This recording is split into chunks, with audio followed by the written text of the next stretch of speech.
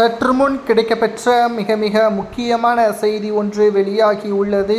திமுகவின் அமைச்சர்களது ஊழல் பற்றியான தகவல்கள் சமூக வலைதளங்களில் வைரலாக பரவி வருகிறது. திமுகவின் அமைச்சர்களது ஊழல் குற்றச்சாட்டு ஏன் இன்னமும் அதை பற்றி விசாரணை தமிழக அரசியலில் மிகப்பெரிய ஒரு பதற்றத்தை ஏற்படுத்தியுள்ளது. குறிப்பாக 2021 சட்டசபை தேர்தலில் திமுக வெற்றியடைந்ததை தொடர்ந்து ஸ்டாலின் சொன்ன வாக்குறுதியை முழுமையாக நிறைவேற்றுவார் என்று மக்கள் நினைத்தார்கள். ஆனால் தற்பொழுது வரை திமுக சொன்ன எந்த ஒரு வாக்குறுதியையும் முழுமையாக நிறைவேற்றவில்லை. மாறாக திமுகவின் முக்கிய அமைச்சர்கள் மீது ஊழல் குற்றச்சாட்டுகள் தான் அதிகமாகி கொண்டு இருப்பதாகவும், குற்றங்கள் ஏன் அதிகரிக்கிறது, தமிழ்நாட்டில் அதிக அளவு திமுகவின் ஆட்சியில்தான் தமிழக பெண்களுக்கு பாதுகாப்பு இல்லை, குழந்தைகளுக்கு பாதுகாப்பு இல்லை, சட்டவிரோத செயல்பாடுகள் அதிக அளவில் தமிழகத்தில் திமுகவின் ஆட்சியில் இருப்பதாக எதிர்க்கட்சியாக இருக்கக்கூடிய அதிமுக, பாஜக, நாம் தமிழர், தமிழக வெற்றி கழகம் உள்ளிட்ட பல கட்சிகளும் புகார்களை கொடுத்து வருகிறது. விமர்சனங்களும் முன்வைக்கப்பட்டு வருகிறது.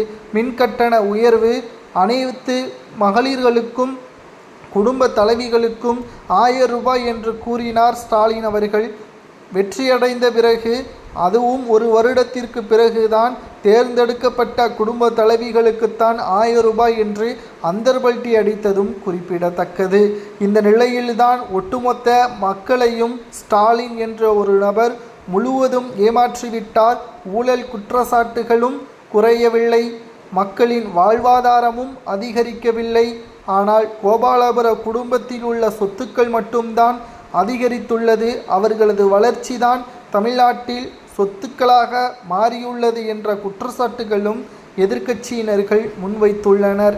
2026 சட்டசபை தேர்தலில் முதலில் திமுகவின் கூட்டணியாக இருக்கக்கூடிய விசிக, காங்கிரஸ், முஸ்லிம் லீக் போன்ற கட்சிகள், கம்யூனிஸ்ட் போன்ற கட்சிகள் கூட்டணியிலிருந்து விலகினால் திமுக எதிர்க்கட்சி அந்தஸ்தை முழுவதுமாக இழக்கும்.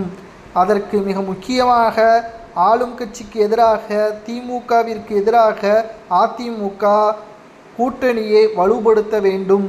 தவேகாவுடன் கூட்டணியை வைத்து கொண்டால் 2011ஆம் ஆண்டு கலைஞருக்கு என்ன நடந்ததோ அதே நிலைமை 2026 சட்டசபை தேர்தலில் ஸ்டாலினுக்கு நடக்கும்.